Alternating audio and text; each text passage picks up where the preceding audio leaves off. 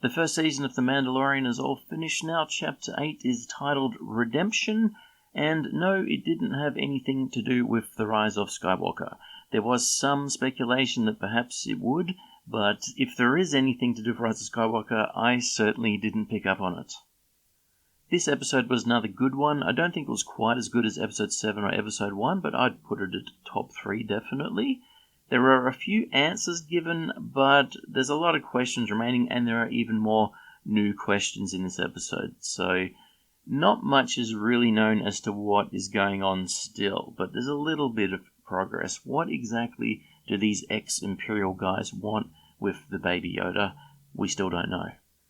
We start off the episode with the 2 scout troopers who grab the Baby Yoda from the end of Episode 7, and it gets a little bit cheesy. The episode does recover from this, but the start of the episode a little bit cringy, and it also highlights just how terrible the stormtroopers are and what a little threat they are, which is a bit of a problem in most of these Star Wars things.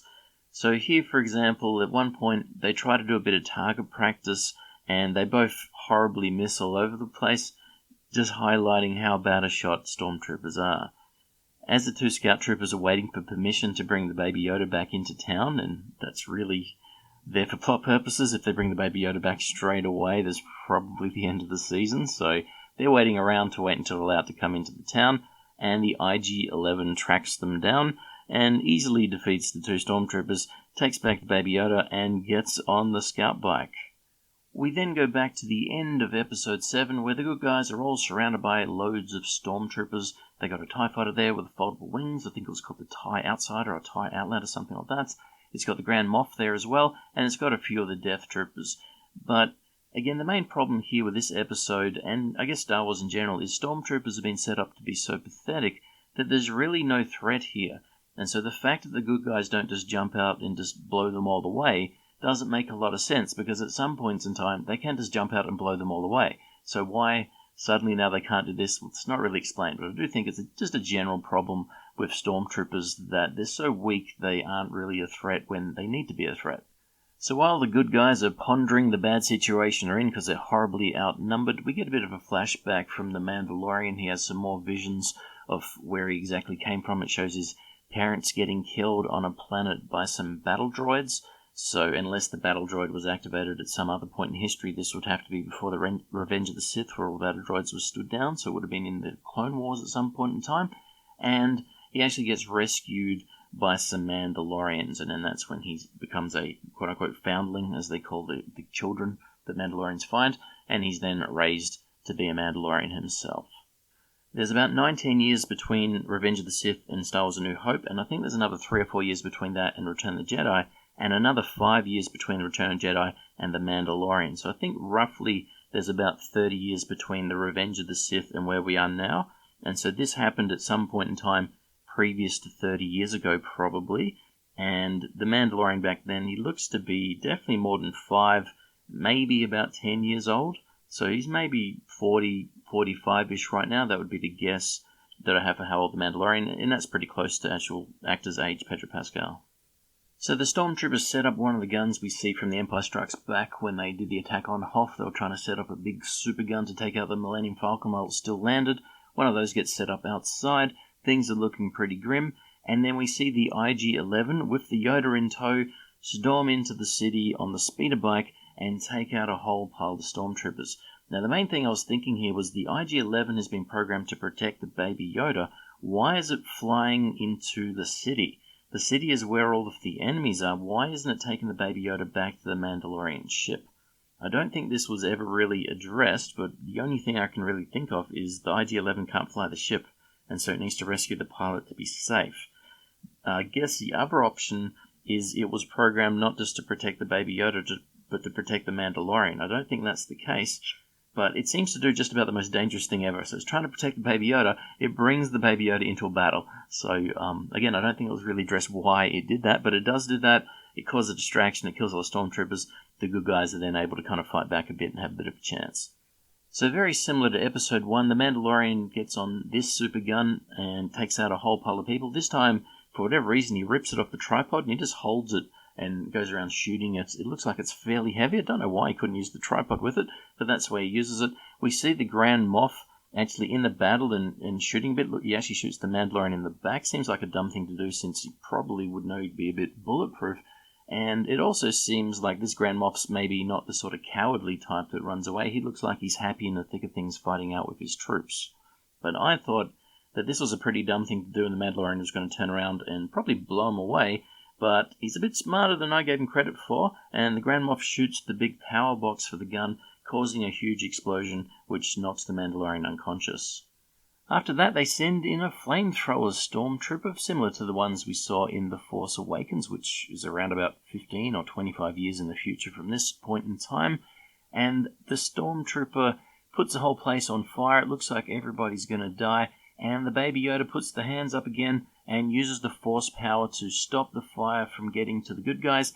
And then he pushes the Force, and the fire goes onto the flamethrower stormtrooper, and he explodes and he dies instead of the good guys. Because the Baby Yoda used the Force, as we've seen in the past, sometimes it's too much of an effort for it and it needs to sleep, and so it's unable to heal the Mandalorian. So the Mandalorian's still in a pretty bad way. Everyone except the Mandalorian and the IG-11 go into the sewers, and the IG-11 convinces the Mandalorian to take his helmet off so that he can heal him. And then we do in fact see Pedro Pascal's face. So he is in the suit, at least this day. He's certainly voicing the Mandalorian, but whether or not he's in the suit all the time, who knows? Well, here he is here. We do see his face in this episode. The IG-11 patches up the Mandalorian, and everyone goes down into the sewers to find the secret Mandalorian base, which I assumed that they abandoned, because I thought that's what they said they had to do when they all exposed themselves and helped the Mandalorian when he first ran off with the Baby Yoda. But they find a big pile of armor from the Mandalorians lying on the ground, so it looks like a lot of them got wiped out, and they did not in fact flee their secret base here down in the sewers. The only Mandalorian that is still down here is the boss lady, the one that looks like it's in charge of the whole tribe, the one that can actually make the Mandalorian armor, and she says she hopes some of them got away, but it sounds like maybe no one has in fact escaped except for her and the Mandalorian, Pedro Pascal's character. Pedro Pascal, or the Mandalorian, tries to convince her to leave with them, but she says she has to stay. Maybe it sounded a little bit to me like the captain has to go down with a sinking ship, part of their creed. This is her home, and maybe she thinks she's failed her people because they've all died, and she maybe needs to die with them. That's sort of what I thought, but at the same time, it sounded a bit dumb since the Empire knows where they are, or not the Empire, but this remnant of the Empire knows where they are, and she would probably be smarter to actually leave. Several episodes ago, maybe episode 2, he killed the beast in the cave that the Jawas wanted him to go kill, and then he told the Mandalorians about it, and this lady here said, that'll be your signet, but he said he didn't kill it by himself, or it wasn't a clean kill, and he wasn't worthy. Well, now she said that he is worthy of that, and she creates a signet, and it does sort of look like that. It looks like a bit of a horn coming off some sort of head. The last time she made something for him, I can't remember what it was called, but it was a weapon system, and it deployed some auto-targeting little missiles. So it's possible this may be some sort of weapon system, but it certainly doesn't look like it. It just looks like a little symbol for him on his shoulder. So everybody leaves the leader of the Mandalorian here. They all go to try to find the Mandalorian ship, and she just sits there waiting for the stormtroopers, and it looks like she's just going to let them kill her. Perhaps that's what she wanted, but no. She uses her hammer and tongs and kills all of the stormtroopers, and she shows that she's perhaps the leader of the Mandalorians because she's in fact their best warrior.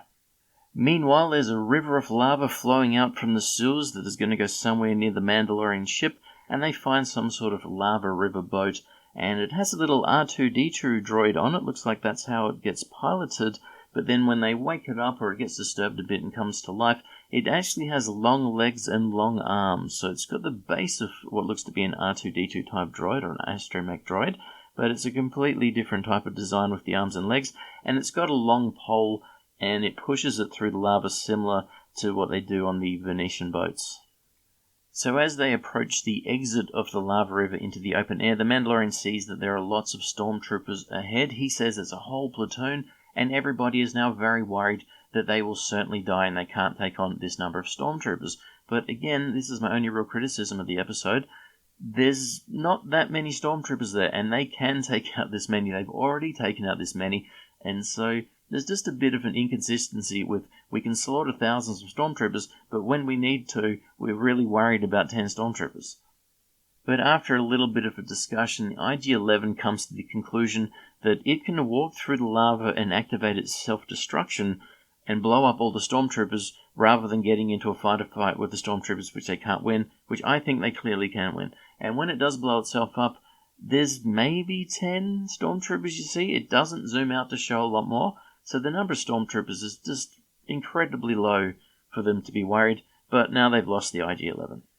Now earlier, before they left the leader of the Mandalorians, she forged a jetpack for the Mandalorian to use, and good thing she did, because the Grand Moff now attacks them with his TIE fighter, but the Mandalorian is able to use his jetpack to fly up to the TIE fighter. He shoots his little lasso thing onto the TIE fighter, he grabs the TIE fighter, he climbs aboard, and then he plants a bomb on one of the side struts and actually blows up the side of the TIE fighter. Now, the side wing doesn't actually fly off, but it is damaged, it's out of control, and it does in fact crash on the ground, and everybody's saved, and it now seems that all the stormtroopers have been killed. So instead of trying to escape, during their escape they've actually cleansed the town of all of the stormtroopers. Carl Weathers and Gina Carano's characters decide to stay on the planet.